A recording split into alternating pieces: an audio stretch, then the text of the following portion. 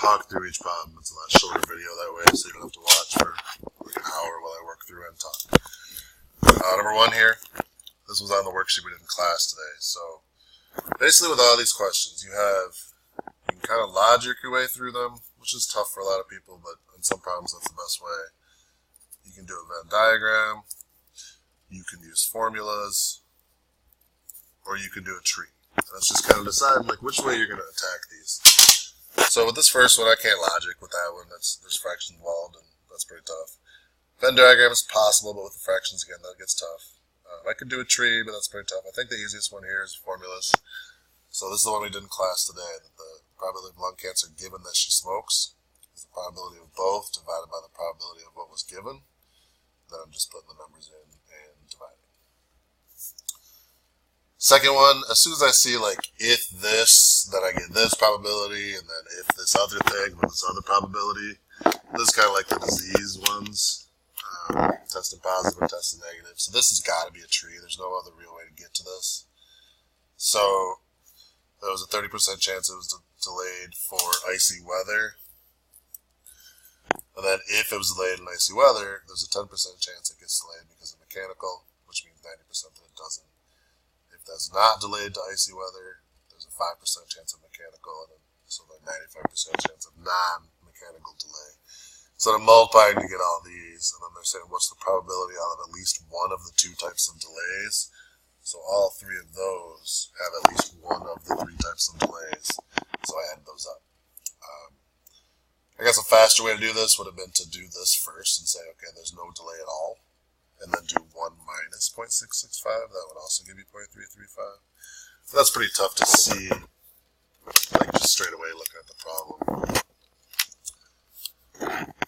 3, so this is another one of those, if the younger one lives, or if the older one lives, then I get this certain thing happening. If the younger one lives, I get this certain thing happening. So the odds here depend on what happens here, so that's pretty much got to be a tree. So the older eaglet has a 50% chance of surviving, 50% chance of not surviving. If the older one survives, the younger one survives 10% of the time, which means the younger one dies 90% of the time. If the older one doesn't survive, the younger one has a better chance of surviving, 30%, and the younger one has a 70% chance of dying. And then I'm multiplying to get these numbers. And what's the probability x equals 1? So I want exactly 1 eaglet to survive. So this one 2 survived, this one none survived, and then in both of these, exactly 1 survived. So I add those up and get 0.6.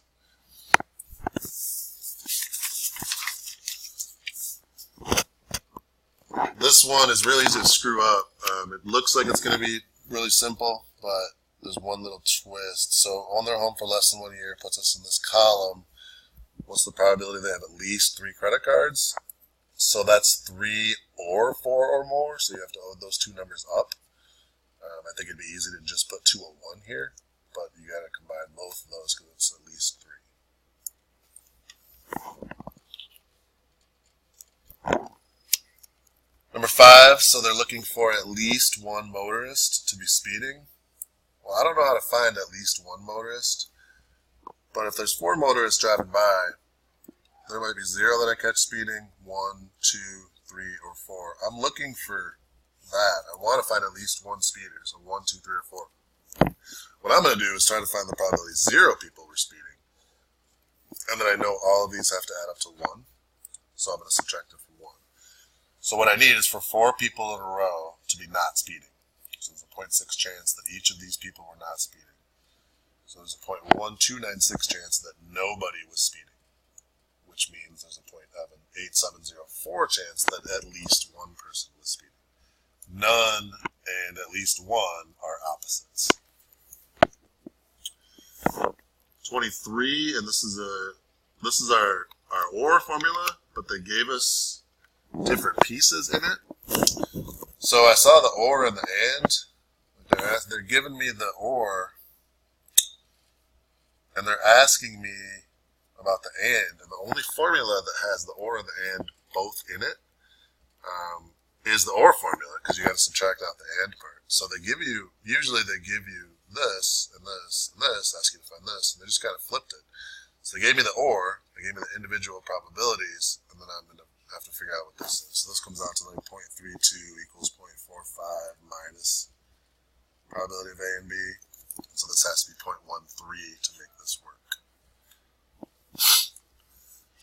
7 has to do with the rolling die chart that I had you guys do the other day. So this is what I was talking about. If you just remember this pattern, I didn't go through and do that big 6 and then 6 more, like a 36 branched tree. I just remembered 1, 2, 3, 4, 5, 6, and if I had to keep going, it starts going back down. 8 would be 5/36, 9 would be 4/36. But they told me the sum was less than or equal to 7, so I just stopped here. So then, probability is the success over the total. So this is one of your other formulas. So adding all of these up gave me 21/36. And out of those, the sum will be 4 out of 36 times. And then these 36s will cancel, and you just get 4/21. Or whatever that is, the decimal would be an acceptable answer also. Great, this is one of those, these are independent events, so we can multiply them together. So it says they can fail independently. But we want the device to work, which means we need all 3 components to succeed. These are the probabilities of failure. So the first device succeeds 99% of the time. The second device succeeds 97% of the time. The third device 96% of the time. We need all 3 of those things to happen. So we need this, and this, and this, and we multiply. So we multiply those together and get 0.922. Number 9, this is, I'd say by far the easiest one on here. You're just looking at living outside of the city, given that they own a car. So given that they own a car, so I'm looking at this row, living outside of the city, so 35 out of 60. 21. This is that disease one, so you know right away it's a tree. So they tell me 5% of a current population has the disease. So 5% have the disease, 95% don't. 90% of the people who have the disease will test positive. So if you have the disease, you test positive 90%, which means you would test negative 10%. 90% who do not have the disease will have a negative result. So if you don't have the disease, you'll test negative, like you should, 90% of the time. But then 10% of the time, you'll test positive. They want to know who would test positive. So testing positive would be this branch, which multiplying together gives me those 2 numbers, and this branch, which multiplying together gives me those 2 numbers. So it could be this or this. So I add those up, and that's 0.14.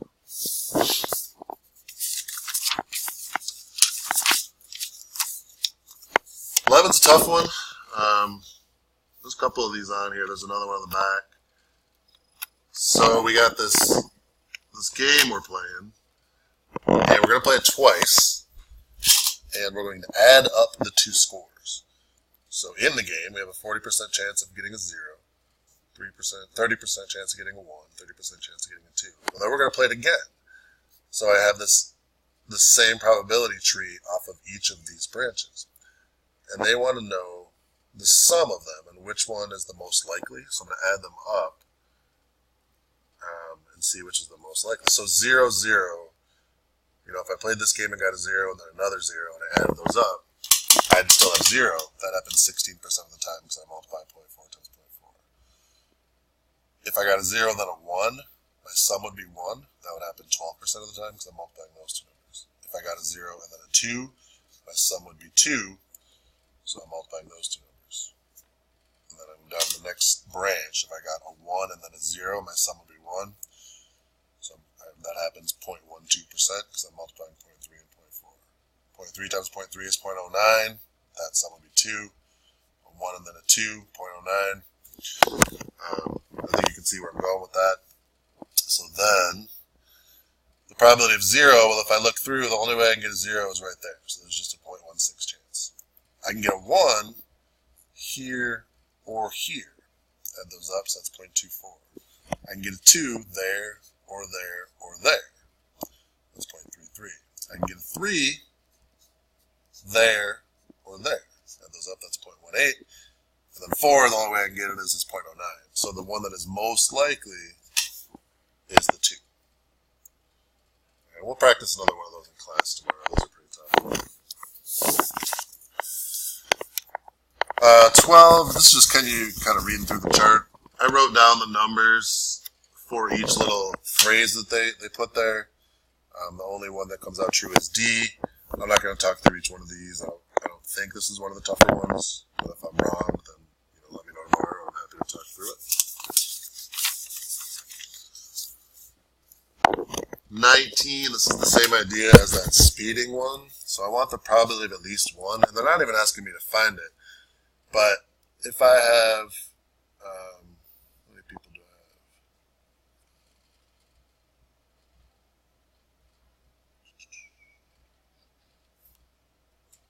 have? 5 children. So the probability that at least one of them gets a cavity. So if there's 5 children, my options are 0 might have cavities, 2 might have cavities, 3 might have cavities, 4 might have cavities, or 5 might have cavities. I want to know the probability at least one of them get a cavity. So my first choice over here was, did I see where it said probability x equals 1, 2, 3, 4, or 5? And I don't. But what I do see is if I found the probability x equals 0, and I subtracted that out, what I'd be left with is 1, 2, 3, 4, and 5, and that's what D says. 14, the work is down below. I didn't really leave enough space for you guys. Sorry about that. We did this one in class. It's an English and math one. I'm just going to kind of leave the work there. And, you can look at it, pause it, write down if you have questions on that one. Let me know tomorrow. Try not to make the video too long for you, so I'm skipping through a little bit of the stuff, trying to hit the hardest stuff. 15 through 18, I think the easiest here way to use a Venn diagram, but you could do other stuff, you could do formulas. But I just did the Venn diagram, and the OR would be just add these 3 numbers up to get 0.8, or if you use the formula, you can do that too and get 0.8. Neither is the part out here, or it's 1 minus 0.8. A given B, would be the part, the B circle is 0.5 large, and the A part of that circle is 0.4. Or if we're using that new formula we use, the probability of A and B is 0.4 divided by the probability of B, which is 0.5, and so that gets you the same thing. These true-false guys, mutually dependent or mutually exclusive, are dependent, because if I tell you, they can't both be true at the same time. So if I tell you one of them is true, you know the other one is not. So that gave you new odds. So this would be like being in pre-calc 4th hour versus being in gym 4th hour. If I tell you you're in gym 4th hour, that changes the odds that you're in pre-calc 4th hour. It makes it 0. All complements are disjoint. So complements are 2 things that can't happen together, and they're the only 2 possibilities. Disjoint is they just can't happen together. So as soon as they're complements, they cannot happen together, which means they're also disjoint. Disjoint or complements is not true, and the example there would be exactly this. So these 2 things are disjoint, they can't happen together, but they're not complements because there's other things that could happen. 22 is true, so the formula here would tell you to add up the probability of A plus the probability of B minus the overlap. But if they're mutually exclusive, the overlap is 0, so it would equal 0.9. And then probability of A given B in this scenario would be 0 because they're mutually exclusive. So if I tell you B is true, that changes your results, and B is no longer true, or A can no longer be true. 36, mutually exclusive results, or mutually exclusive events are dependent, so number 1 is false. 2 is true. If they're mutually exclusive, then the probability of them happening at the same time is 0. 3 is also true. You would technically have the minus P of B and C here, but since they're mutually exclusive, this is 0, and so it would work out to be that. So the answer is D, because 2 and 3 are both true. 23, I could read you a list of counterexamples here and prove all these to you, but what I want you to remember is mutually exclusive is dependent. So we talked about that in a couple problems before this. That's because if I tell you you're in gym 4th hour, it changes the odds that you're in Spanish 4th hour. So mutually exclusive is always dependent, so therefore they cannot be independent. The last one, and this might have been the hardest one, this is a tough test, so don't freak out. Your test will be easier than this. I was trying to over-prepare you, if anything. So it's similar to that, we're playing the game twice. So we're still playing a game twice. We're drawing balls out of an urn, and the draws are going to say either 1, 2, or 3. So there's a 1/3 chance of getting each ball. You're going to play the game twice, so it says random samples of 2 balls. So we're going to play the game twice. So if I got a 1, I'm going to play again. Those are my odds. If I got a 2, I'm going to play again. Those are my odds. And same thing down here. And then I want to find the average of the 2 balls. So that's what this is telling you here, the average of those 2 balls. So if I got a 1 and then a 1, my average is 1.